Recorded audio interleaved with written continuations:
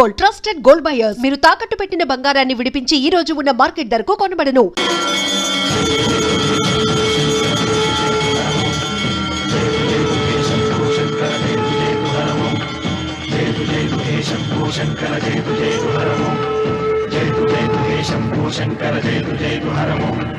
నాగేంద్రహారాయ త్రిలోచనాయ తస్మాంగరాగాయ మహేశ్వరాయ నాగేంద్రహారాయ త్రిలోచనాయ తస్మాంగరాగాయ మహేశ్వరాయ నిత్యాయ శుద్ధాయ దిగంబరాయ తస్మై నకారాయ నమః శివాయ.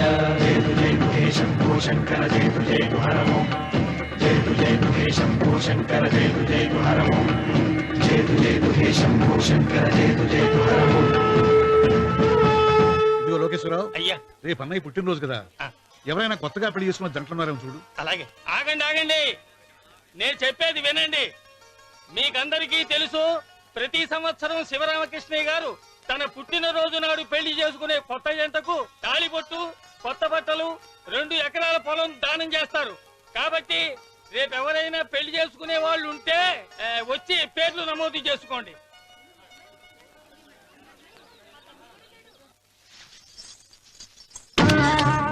పర్వాలేదులే, భగవంతుడు చల్లగా చూసుంటే శోభనం గదిలో నీ కొంగుముడి విప్పాల్సిన వాణ్ణి. డబ్బుందని రామనని పెళ్లి చేసుకున్నావు కదా. భిక్షపతి, నేను వదిన్ని. కళ్ళు పోతాయా? పోనీ, నిన్ను అనుభవించాక కళ్ళేమిటి? ప్రాణం పోయినా పర్వాలేదు. ఏంట్రా, ఏం చేస్తున్నావు ఇక్కడ? ఏం లేదు నాన్న, పాలేమన్నా ఉంటే ఒక బిందెడివ్వు, నేను కూడా శివలింగం మీద పోస్తాను అంటే నోర్మి అంటుంది. మూసా పోస్తాను వదినా. ఏమా, వాడేమన్నా వాగాడా?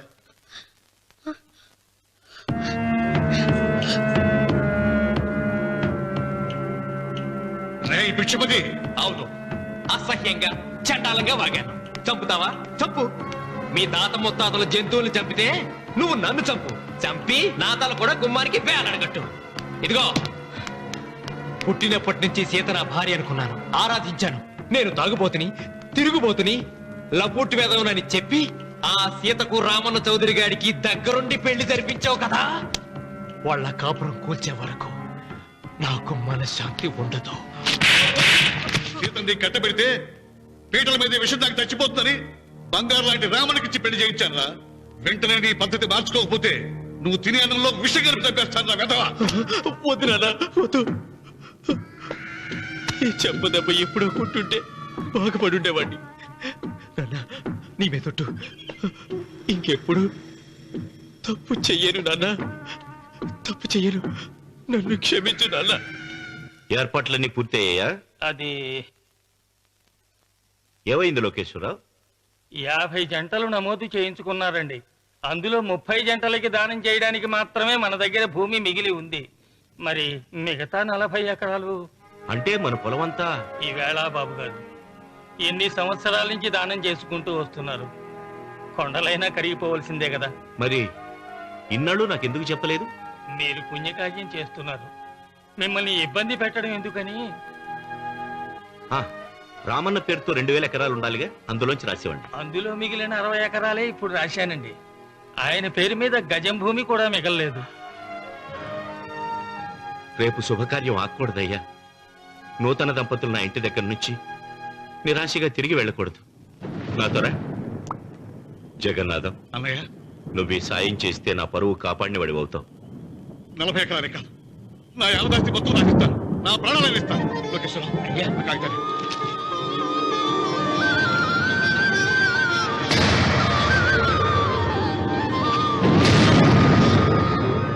మీ కుటుంబం 10 కాళ్ళ పాటు చల్లగా ఉండాలయ్యా.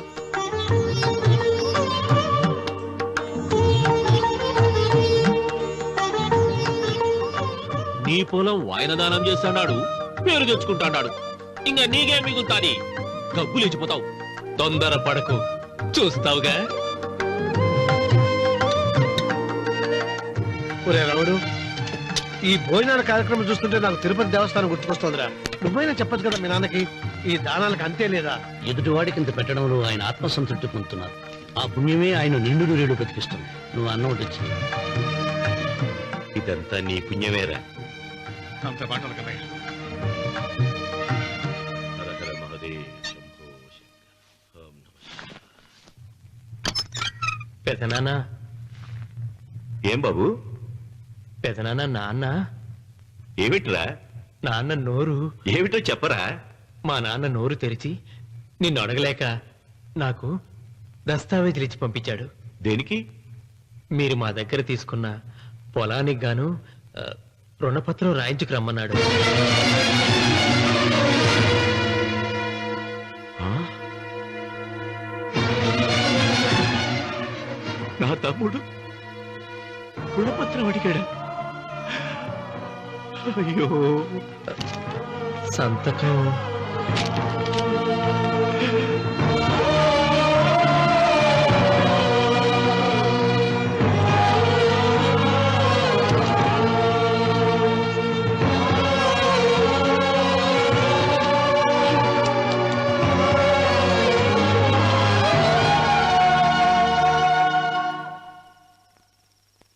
ఏంట్రా తినవేంటి? ఓహో, అన్నంలో విషం కలిపి చంపుతున్నానని భయపడి చస్తున్నావా? లేదురే, తిను తిను. ఏంట్రా నాకేమైంది? నువ్వు అన్నంలో విషం కలిపి నన్ను చంపుతానన్నావు కదా, ఆ పాపం నీకెందుకు అంటగట్టాలి అని నేనే నా అన్నంలో విషం కలుపుకున్నాను నాన్న. పొరపాటుగా పళ్ళాలు మారాయి. నాన్న ఎలాగో చచ్చిపోతున్నావు కదా, నీకు రహస్యం చెప్పనా? ఇంతకు ముందే మీ అన్నయ్య చేత దొంగ దస్తావేజీల మీద సంతకం పెట్టించుకున్నా. వాళ్ళని వీధిలోకి తీసుకొస్తా.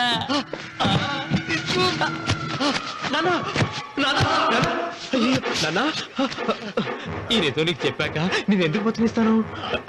నాన్న చిన్నప్పుడు నీ గుండెల మీద ఆడుకుంటే తెగ ఆనందపడేవాడు కదా, పోయేటప్పుడు కూడా ఆడుకుంటా ఆనందపడే. చల్ చల్ గుర్రం చలాకి గుర్రం, చల్ చల్ గుర్రం చలాకి గుర్రం, చల్ చల్ గుర్రం చలాకి గుర్రం, చల్ చల్. నాన్న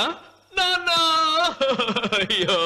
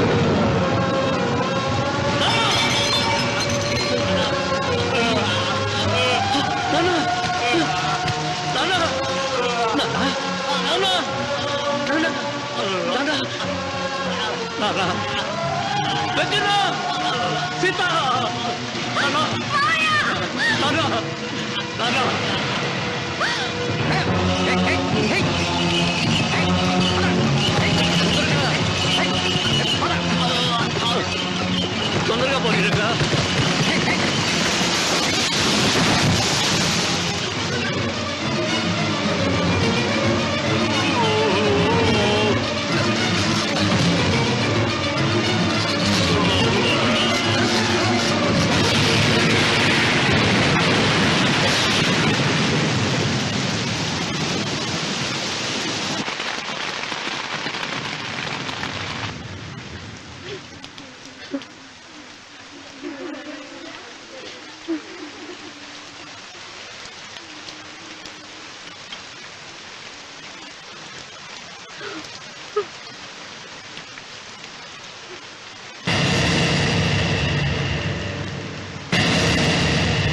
అందరికీ నమస్కారం.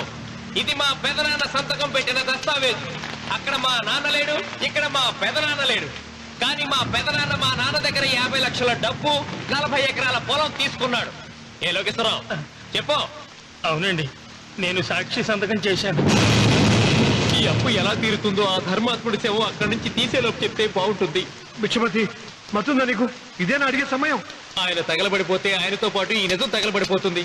మా అన్నయ్య ఆ ధర్మాత్మ రక్తం పంచుకు పుట్టాడు. ఏమయ్యా లోకేశ్వరరావు, మా అన్నయ్యకి మిగిలిన ఆస్తి ఏమిటి? ఈ ఇల్లు తప్ప ఏమీ మిగలలేదండి. సరే, 40 ఎకరాల కింద ఈ ఇల్లు పెట్టుకుంటాను. మిగతా 50 లక్షలు ఎలా ఇస్తావన్నయ్యా? ఏంటో నువ్వు మాట్లాడేది?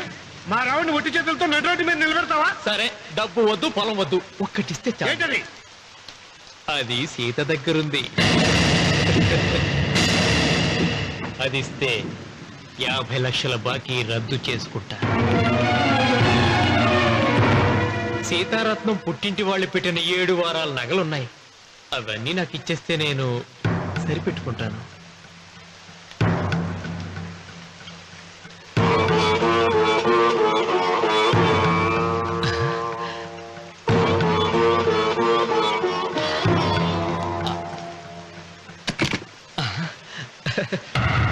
అదేమిటి, నీ మెళ్ళ ఉన్న మంగళసూత్రం బంగారం కదా, అది కూడా తీసిపెట్టు. అన్నయ్య తీసేమని చెప్పు. రేయ్, నువ్వు కట్టాల్సిన మా రావుడు కట్టాలని ఖచ్చితంగా కదా ఈ పని చేస్తున్నావు. తప్పు మాట్లాడుతున్నావు శాస్త్రి. నాకు ఆ తాళి అక్కర్లేదు, ఆ 50 లక్షలు కట్టమను. మీకందరికీ చేతులెత్తి మొక్కుతున్నారు. ఒక ఐదింటి ఇల్లాలి 5వ తనాన్ని కాపాడండి. మీకోసం తన సర్వస్వాన్ని మీకు దానం చేసి కొడుకును ఒట్టి చేతులతో నిలబెట్టారు మా శివరామకృష్ణ గారు. మీరందరూ ఇంటి మూలంగా లాభం పొందిన వారే. ఆ ఇల్లాను మంగళసూత్రం తీయకుండా కాపాడండి. దయచేసి మీకు కొంచెం సహాయం చేయండి. భక్తులు, నీకేమైనా సిగ్గుండదా? కడుపుకు అన్నం తింటాడావా, గడ్డి తింటాడావా? దానం ఇచ్చినట్టుని తిరిగి పీక్కుంటావా? నీ అమ్మాల కరుగాల పెట్ట. ఊరికే ఇచ్చాడా? పుణ్యం కోసం ఇచ్చాడు. చచ్చాక తిరిగి ఇవ్వమంటే ఎలాగండి? ఎవడు దానం చేయమన్నాడండి? ఒళ్ళు కొవ్వెక్కి దానం చేశాడు. అన్నం పెట్టి తిన్నది కక్కమంటే ఎలాగండి? సొమ్ము తమ్ముడిది సోకేవో అన్నగారు అనుభవించారన్నమాట.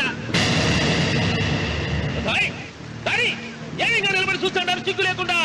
ఈయనే ఉంటే మన గుండె అని వెక్కుంటారు, మనం వచ్చే పట్టుకొని అడుగు తినాలి. ఏం చూస్తాడా?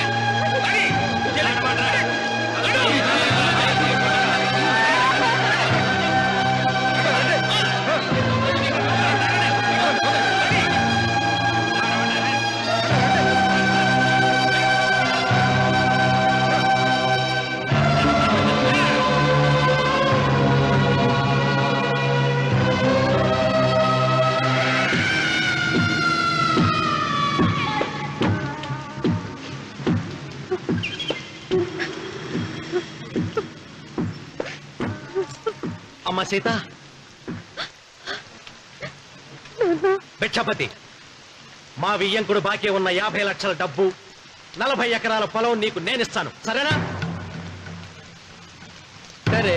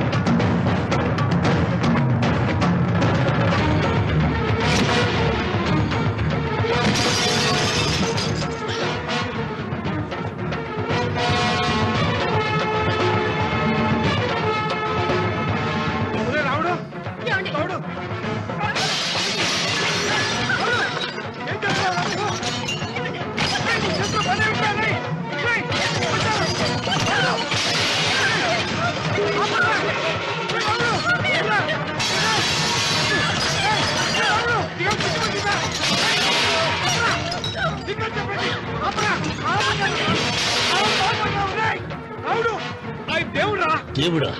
ఆయన దేవుడే అయితే 24 గంటలు శివ పూజ చేస్తూ దాన ధర్మాలు చేసిన మా నాన్నకు దిక్కులకి సౌరిస్తాడా?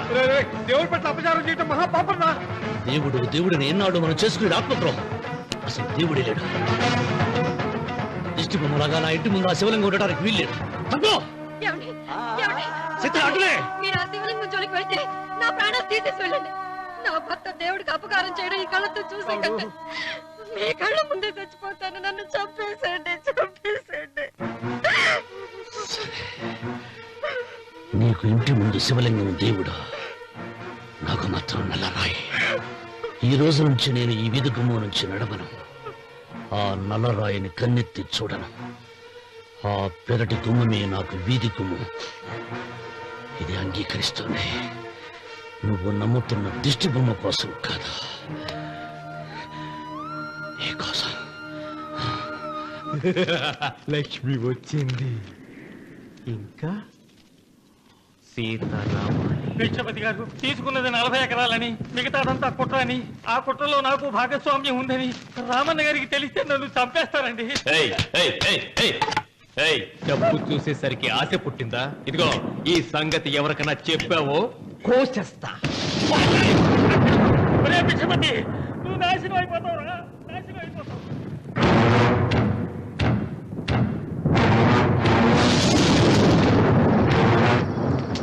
ఇంత రాత్రి పూట ఎక్కడికి వెళ్తావా నాయనా? నీకు తెలియదమ్మా, తెల్లారేలోగా ఊరు వెళ్ళి పారిపోకపోతే ఆ భిక్షపతి మనల్ని చంపేస్తాడమ్మా. తొందరగా పద, తొందరగా పద. ఊరుదిలి పారిపోతున్నావా లోకేశ్వరరావు? అది నాకంతా తెలుసు. అయ్యా, అయ్యా, అయ్యా, మీకు ద్రోహం చేశాను, నన్ను క్షమించండి అయ్యా. నేను క్షమిస్తా. మరి భిక్షపతి వదలద్దు. నీకు ఉపాయం చెబుతా. అన్వర్, నీ ప్రాణాలకు భిక్షపతి మూలంగా ప్రమాదం ఉందని నీ చేతులతో నువ్వే రాసు. నేను కాపాడతాను. దాన్ని జాగ్రత్తగా మడిచి నీ జేబులో పెట్టుకో. అర్థం కాలేదా? నీ ప్రాణాలు నా చేతుల్లో పెట్టావుగా. మీ అమ్మను జాగ్రత్తగా ఇంటికి తీసుకుని వెళ్ళు. వెళ్ళు. వస్తాం బాబు. పదమ్మా, పద.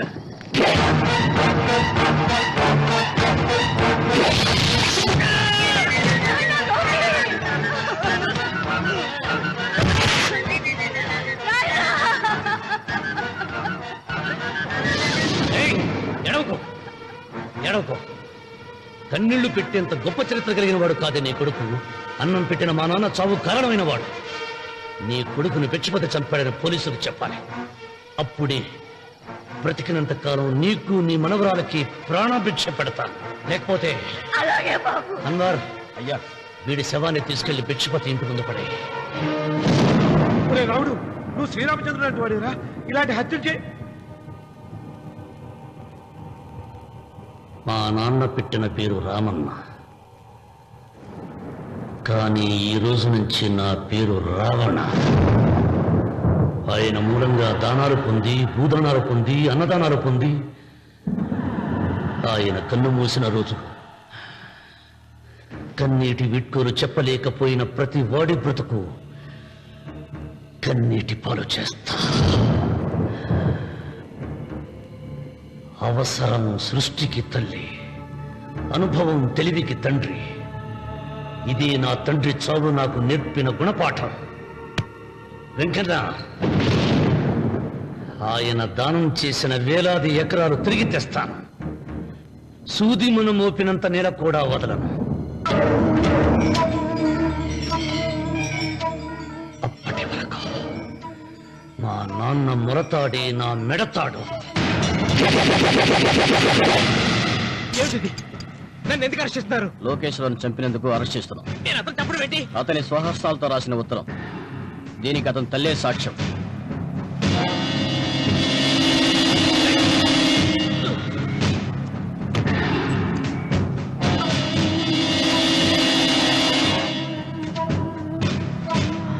పద.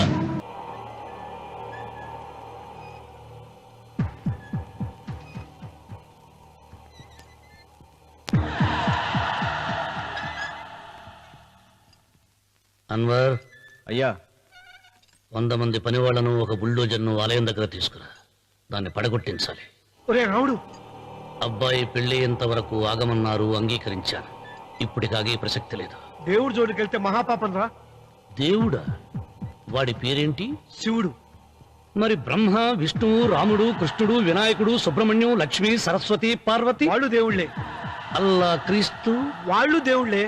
వీళ్ళల్లో ఎవడు గొప్పవాడు? వాళ్ళ వాళ్ళ నమ్మకాలను బట్టి వాళ్ళ దేవుడిని గొప్పవాడు అని సరిపెట్టుకోవడం లేదు. మా దేవుడు గొప్ప, మా మతం గొప్ప అని ఒకరినొకరు నరుక్కుని చూస్తున్నారు. నిజంగా దేవుడనే వాడుంటే కొంతమందికి ఎందుకు అన్నం దొరకడం లేదు? కొంతమంది చిన్న వయసులోనే విధవరాళ్ళు ఎందుకు అవుతున్నారు? కొంతమంది పశ్చిమలోనే తల్లిదండ్రులు ఎందుకు పోగొట్టుకుంటున్నారు? అది వాళ్ళ కర్మ. కర్మ అంటే పూర్వజన్మలో చేసుకున్న పాపం. ఆ పాపం నుంచి నీ దేవుడు కూడా వాళ్ళు రక్షించలేడా? రక్షించలేడు. అటువంటప్పుడు నీ దేవుడికి పూజలు ఎందుకు చేయాలిరా? కన్న బిడ్డల్ని సరిగా చూడలేని వాడు తండ్రి కాదు, అందరికీ అన్నం పెట్టలేని వాడు దేవుడు కాదు. వెంకన్న, నువ్వు సద్బ్రాహ్మణుడివి. వేదాలు చదివావు, ఉపనిషత్తులు చదివావు, పురాణాలు చదివావు. నేను ఏమీ చదువుకోలేదు. అసలు దేవుడి ఆకారం ఎలా ఉంటుందో చెప్పు. ఆయనకు ఆకారం లేదు, నిరాకారుడు. అటువంటిప్పుడు గుడులెందుకు, గోపురాలెందుకు, వాటిలో విగ్రహాలెందుకురా? నేను చెబుతాను వినరా. గాలి దేవుడు, అది మనం పీల్చకపోతే చచ్చిపోతాం. నీరు దేవుడు, అది మనం తాగకపోతే బ్రతకలేము. భూమి దేవుడు, అది లేకపోతే మనకు అన్నం దొరకదు. అమ్మా నాన్న దేవుడు, వాళ్ళు లేకపోతే మనం అసలే లేవు. చదువు నేర్పిన గురువు దేవుడు, కష్టంలో నష్టంలో సుఖంలో దుఃఖంలో దగ్గరుండే స్నేహితుడు. స్నేహితుడు అంటే నువ్వు నాకు దేవుడివి, నీకు మొక్కుతాను రా. అంతేగాని ఆ నల్ల రాళ్ళకి రెప్పలెక్కి కాదు. అంటే గుడి మెట్లకి మొక్కే వాళ్ళంతా మూర్ఖులా? నైవేద్యం పెట్టి నమస్కారాలు చేసే వాళ్ళంతా పిచ్చివాళ్ళ? గుండు గీయించుకుని పొర్లు దండాలు పెట్టేవాళ్ళంతా అమాయకులా? అవును. ఒక గుడి చూపించి ఆ గుడిలో దేవుడు వరాలు ఇవ్వడు అని చెప్పు. ఆ గుడి మెట్లలో ఒక్క మెట్టు కూడా ఎవడో ఎక్కడ. నైవేద్యం పెడతారన్నావు కదూ, ఎందుకో తెలుసా? పెట్టిన క్షీరాన్నాలు, దద్దోజనాలు, పులిహోరాలు మనం మెక్కుతామని తెలిసి, అదే దేవుడు తింటాడని తెలిస్తే శనగ చెక్క, ఒక బెల్లపు ముక్క కూడా పెట్టర్రా. వెంట్రుకలు ఇస్తారన్నావు కదూ, దేనికి? మళ్ళీ ములుస్తాయన్న ధైర్యంతో. గుండు గుట్టించుకున్నాక జన్మలో ఒక్క వెంట్రుక కూడా మొలవదు అని చెప్పు. ఒక్కడు కూడా గుండు గుట్టించుకోడు. ఒరే రావుడు, గీతలో శ్రీకృష్ణుడు ఏం చెప్పాడో తెలుసా? చిచి! 16,000 మంది గోపికలతో సరసం, 8 మంది పెళ్లాలతో కాపురం చేసిన కృష్ణుడు ఎలా వేల్పు? వాడు చెప్పిన గీత మన తల రాత. వెంకన్న, నా దృష్టిలో భగవంతుని పూజించే వాళ్ళు 2 రకాలు. భయంతో పూజలు చేసేవాళ్ళు, ఆశతో మొక్కేవాళ్ళు. పాపం చేశాం, ఆయనకు దండం పెట్టి చేసిన పాపాన్ని ఏదో ఒక రూపంలో హుండీలో వేసేద్దామనుకునే వాళ్ళు మొదటి రకం.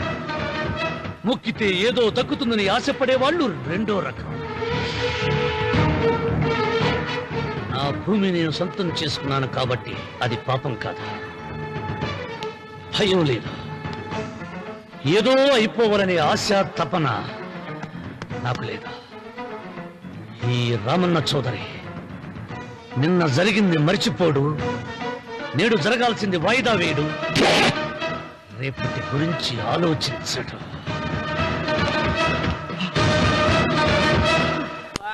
వాస్తు పురుష దేవతాభ్యో నమః. ధ్యాయామి, ధ్యానం సమర్పయామి, ఆవాహయామి,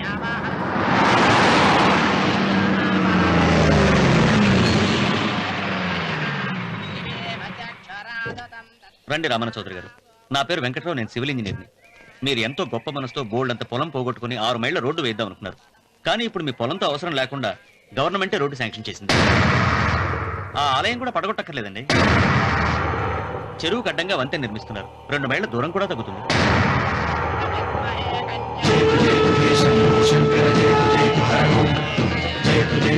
పాట వేయించడానికి నువ్వే వడివిరా, భగవంతుడే వేయిస్తాడు.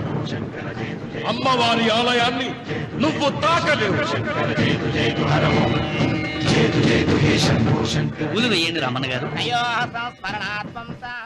ఆయన ఎవరు? జటాధారి స్వాముల వారు. నీకు తల్లిదండ్రులు ఉన్నారా? లేరు, చనిపోయారు. ఫోటో ఉందా? ఉంది.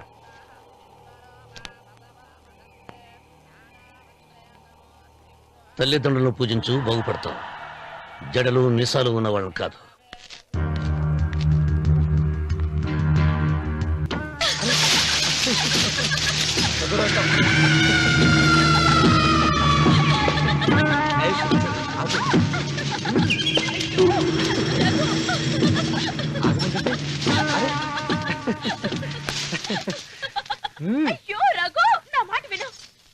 ఏంటి సులోచన ఇది? ఎన్నాళ్ళలో ముట్టుకోకుండా బ్రహ్మచారిలో ఉండమంటావు? అది కాదు రఘు, నా మాట వినా. ఏంటి కాదు? ఇంతకీ మన ప్రేమ విషయం మీ నాయనంతో చెప్పావు లేదా? లేదు. చెప్పవు. నీ వల్ల కాదు. నేనే మా నాన్నతో మన ప్రేమ సంగతి చెప్పేస్తాను. ఏమొద్దు, నేను చెప్పేస్తాను. నువ్వు ఊరుకో. నేను చెప్పేస్తాను.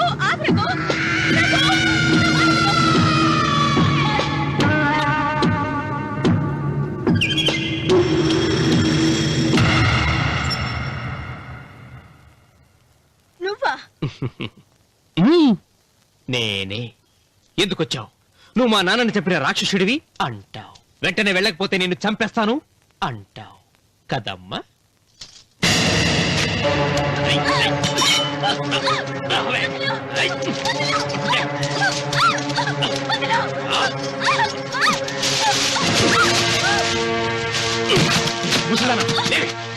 చెప్పు, వీళ్ళ నాన్నని చంపింది ఎవరు?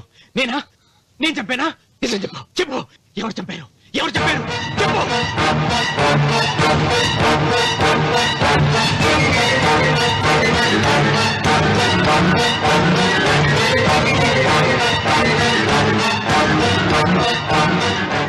ఎన్నాళ్ళు ఈ నిజం ఎందుకు చెప్పలేదు? నీ ప్రాణం కాపాడడానికి. నీకు నిజం తెలిస్తే నిన్ను చంపేస్తాడేమోనని భయంతో నీకు చెప్పుండదు. పాపానికి ప్రాయశ్చిత్తం కావాలమ్మా. దానికి మార్గం నేను చెప్తాను. మనం ప్రతీకారం తీర్చుకోవాలి. నీకు రఘు దక్కేలా నేను చేస్తాను. నీ తండ్రి చావుకి పగ తీరేలా చేస్తాను. ఆలోచించు.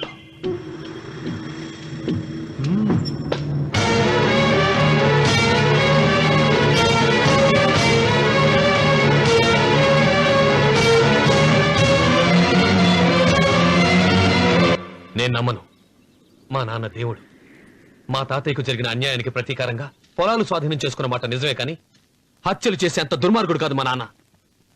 అందుకే చెప్పాను, నువ్వు నమ్మలేవు, నన్ను మర్చిపోమని. సులోచన, అదే నిజమైతే మా నాన్న నిలదీసి నిజమేంటో తెలిసాక ఆ ఇల్లు వదిలేసి వచ్చి నేను నిన్ను పెళ్లి చేసుకుంటాను. అది మహాప్రమాదం. మా మధ్యలో మాట్లాడడానికి నువ్వెవడవి? మీ నాన్న చేసిన హత్యకు 14 ఏళ్లు శిక్ష అనుభవించిన వాడిరా. నీకు నా మీద జాలి రావాలి కానీ కోపం వస్తుందేంట్రా? మీ నాన్న మనస్తత్వం నాకు బాగా తెలుసు. నువ్వు నాగ సులోచన ప్రేమించుకున్నారని తెలిసిన వెంటనే వీళ్ళిద్దరిని చంపేసి వీళ్ల పొలంలోనే పాతి పెడతాడు. నా మాట విను, ఇంకేం ఆలోచించుకో. నా మాట విను.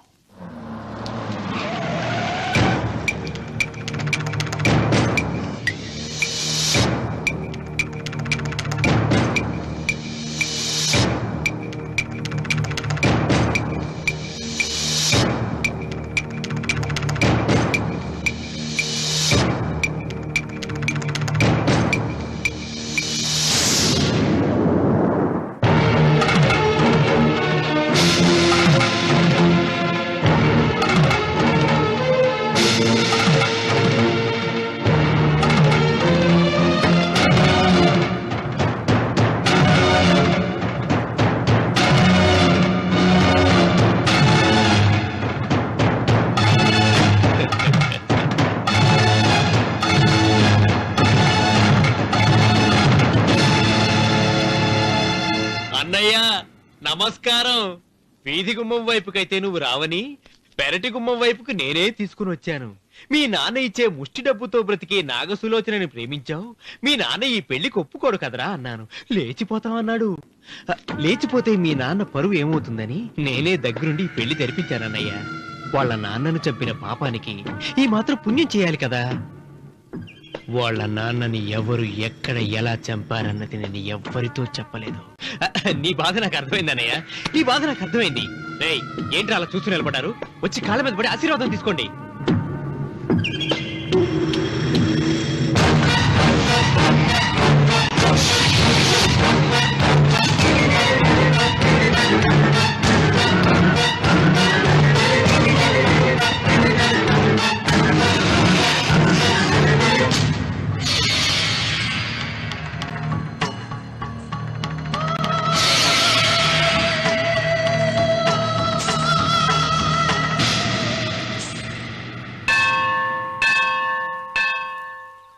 అమ్మా, 100 ఎకరాల ఆశావినని చెప్పినందుకు 30-70 అనే పిల్లని పరిచయం చేసి పెద్ద శిక్ష చేసావు తల్లి.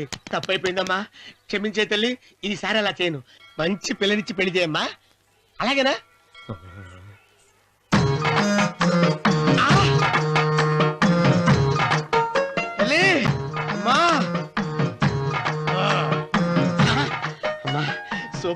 తల్లి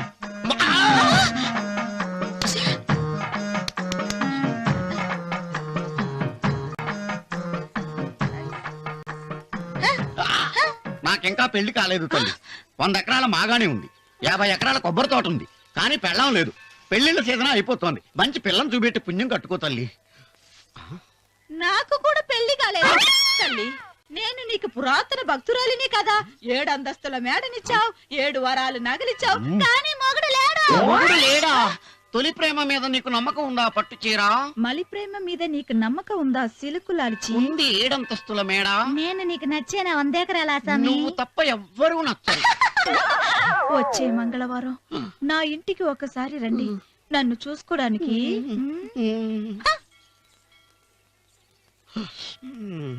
తొలి ప్రేమలు అంత తడిచిపోయావా? తడిసి ముద్దయిపోయాను. ఇదెంత? 30. ఇదెంత? 70. అంతే కదా. ఇప్పుడు నువ్వు తొలి ప్రేమలో పడ్డావే, దాని దగ్గరికి వెళ్ళి ఇది 30 ఇది 70 అని చెప్తే దాన్ని చేసుకో. అలాగే. ఏ తొలి ప్రేమ నాకు చేసుకోరా. 30, 70. ఏ తొలి ప్రేమ టింగ్. ఇదెంత చెప్పు. ఇదేంటి ఇది? టింగ్ టింగ్ టింగ్ మో. ఇదెంత?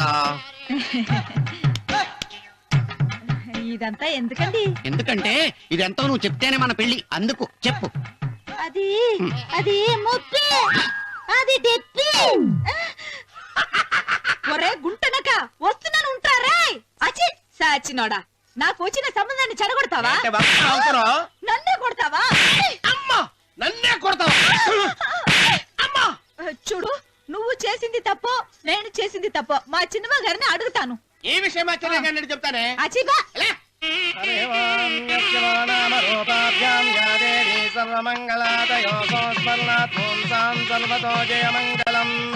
శ్రీమంగళ గౌరీ దేవతాయై నమః. అమ్మా తమ రెండో కోడను కూడా తీసుకొచ్చి కూర్చోబెట్టండి.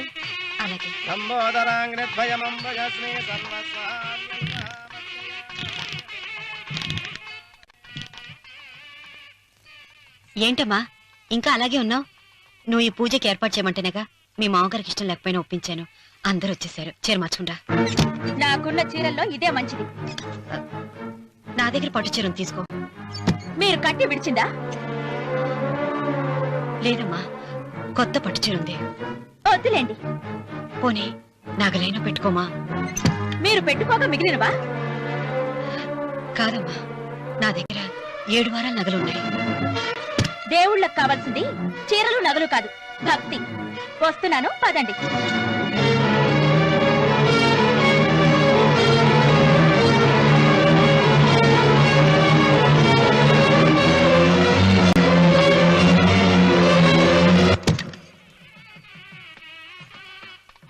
అమ్మా రెండో కోడను త్వరగా తీసుకురండి. ఈ హోరలోనే వ్రతం పూర్తి చేస్తే చాలా మంచిది. రఘు ఇట్రా. ఏంటమ్మా? వెళ్ళి సులోచన త్వరగా తీసురా. అలాగే.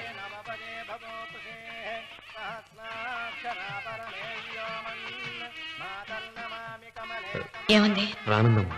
ఎందుకని? ఎందుకని ఇంతమందిలో అడుగుతున్నారా? ఈ వ్రతం పెట్టింది ఎందుకు? నా పెద్ద కోడలు కోటీశ్వరరాలు, అందుకే 25,000 రూపాయల పట్టు చీర కట్టుకుని 10 లక్షల రూపాయల బంగారం ఒంటి మీద వేసుకుందని గొప్పగా చూపించి, నా రెండో కోడలు ఏమీ లేదన్న నమ్మకం కదా. మాట్లాడక. అమ్మా, నీ కొత్త పట్టు చీర నగలు తనకివ్వమ్మా. ఇస్తానన్నాను రా, తానే వద్దంది. అయ్యో అయ్యో అయ్యో, ఎంత అబద్ధం! ఇస్తానన్నారా? మీరు ఇస్తానన్నారా? చూసారా ఎంత అబద్ధం ఆడుతున్నారు? నీ మొహానికి ఈ నేత చీర వస్తున్నాడు చాలే అనలేదు. నాగసులోచన, మీరు అలా అన్నారని ఈ ఇంటి మూలంగా చచ్చిపోయిన మా నాన్న మీద ఒట్టేసి చెప్తున్నారు. మీరు మీ ఆయన మీద ఒట్టేసి చెప్పండి. నేను మా ఆయన మీద ఒట్టేసి చెప్తున్నాను. ముత్తైదువులను పిలిపించింది పసుపు కుంకుమలు గాజులు ఇచ్చి పంపటానికి గాని, ఈ ఇంటి 4 గోడల మధ్య జరిగిన దానికి సాక్ష్యాలు రుజువులు ఇప్పించి పంపటానికి కాదు. నాగసులోచన, ఈ ఇంటికి 2 సింహద్వారాలున్నాయి. దేవుడిని ప్రేమించే వాళ్లకు ఒక గుమ్మం, దేవుడిని ద్వేషించే వాళ్లకు 2వ గుమ్మం.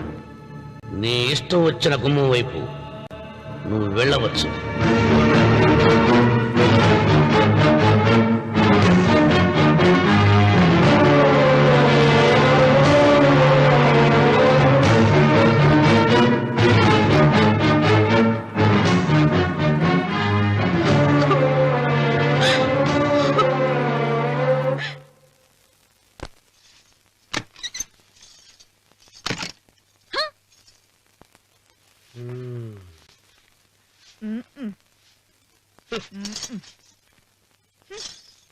పాలయ్యే నీ పాసి మొహానికి పాలు కూడానా?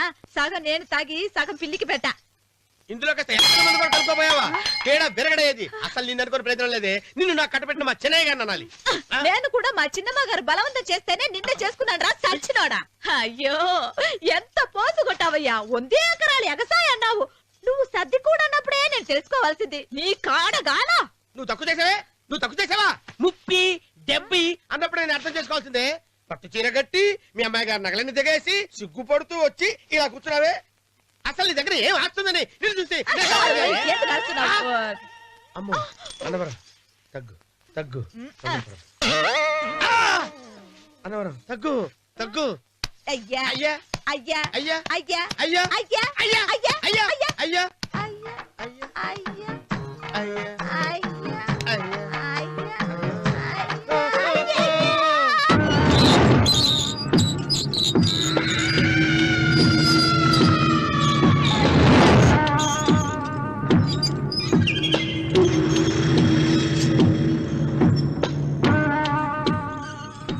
ఏమండి అటు చూడండి.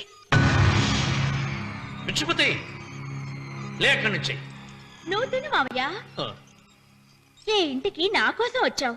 నిన్ను నేను గౌరవించుకోవాలి కదా. అది మా నాన్న కూర్చుని ఉయ్యాల వల్ల. ఆహా రేపు ఆయన చచ్చిపోతే ఎవరు కూర్చుంటారు? ఆయన బూడిద పోసి పెడతారా? సులోచన రఘు లేడు. ఎందుకు అలా అరుస్తారు?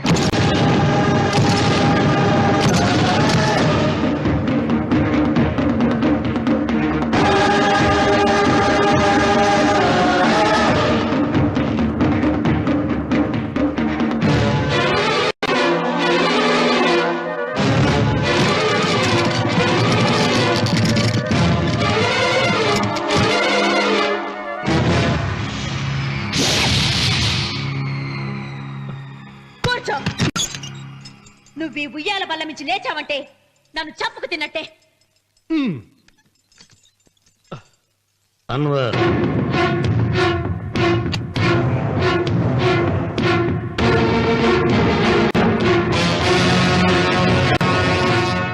నువ్వు కూర్చో మావయ్య. సులోచన బుద్ధి లేకుండా ప్రవర్తించకు. వేప చెట్టుకు పాలు పోసి పెంచినా అది చేదుగానే ఉంటుంది కానీ తీయగా మారదని ఆయన ఎన్నిసార్లు చెప్పినా ఆయన మాట వినకుండా నీ అడుగులకు మడుగులెత్తాను. ఆయన ఎవరనుకుంటున్నావు? ఈ ఇంటికి పెద్ద. దేనిలో పెద్దండి? హత్యలు చేయడంలోనా? పక్కవాడ పొలాలు ఆక్రమించుకోవడంలోనా? వీధిలోకి వెళ్లి పసిబిడ్డని అడిగినా చెప్తాడు ఆయన ఎంతటి నీచుడో హంతకుడోనని.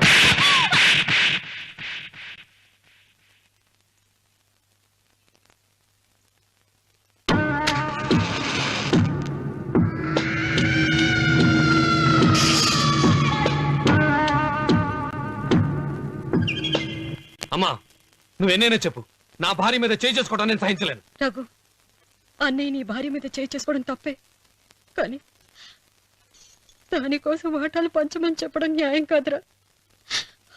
నాన్న అన్నయ్యని కూడా తన వాటా తీసుకుని వెళ్ళిపోమంటున్నారు. కావాలంటే నేను నీ భార్య కాళ్ళు పట్టుకుని క్షమాపణ చెప్తాను రా. అమ్మమ్మమ్మమ్మమ్మమ్మమ్మమ్మమ్మ, నేను 100 సార్లు మీ కాళ్ళు పట్టుకుంటాను. మా బతికేదో మమ్మల్ని బతకనివ్వండి. ఏంటి నించున్నారు? రండి, అక్కడ ఎదురు చూస్తున్నారు. చేసిందంతా చేసి కాళ్ళు పట్టుకుంటుందట మా అతను.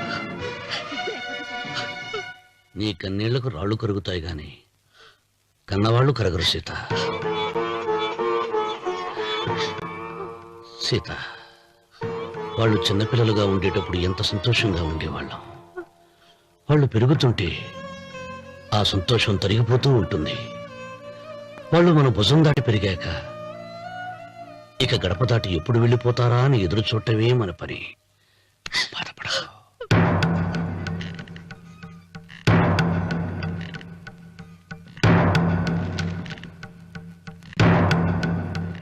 ఇదేంటి లారి గారు, ఆస్తి మాత్రమే 3 వాటాలుగా రాశారేంటి? అమ్మ నగలో నాకు వాటా ఉందిగా. ఆ నగల గురించి కూడా దీంట్లో రాయండి.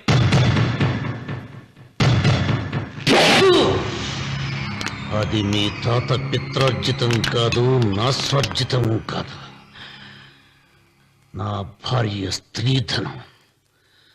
అందులో వాటా ఎవరికి రాదు లేదు. ఓహో, అమ్మ గదిలోకి వచ్చేడిస్తే నా మీద ప్రేమ అనుకున్నాను. నగలివ్వాలని ఏడుపా. ఈ ఏడుపేదో నన్ను కనక ముందు ఏడవాలి.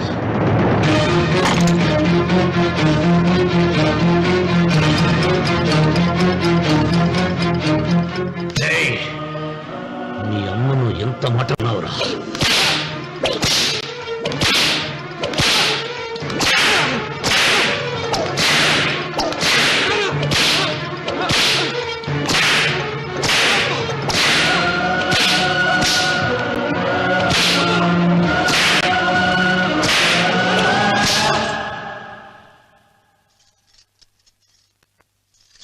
మీరేం పెద్ద మనిషండి? పెళ్ళైన కొడుకుని కొడతారా? ఆస్తి ఇవ్వడం ఇష్టం లేకపోతే ఇష్టం లేదు అని చెప్పండి. కూలి చేసుకుని బతుకుతాం, లేదా ఆలయం ముందు అడుక్కు తిని బతుకుతాం. ఇప్పుడు ఆయన మీ కొడుకు కాదు, నా మొగుడు. నా మొగుడిని కొట్టే హక్కు మీకు లేదు.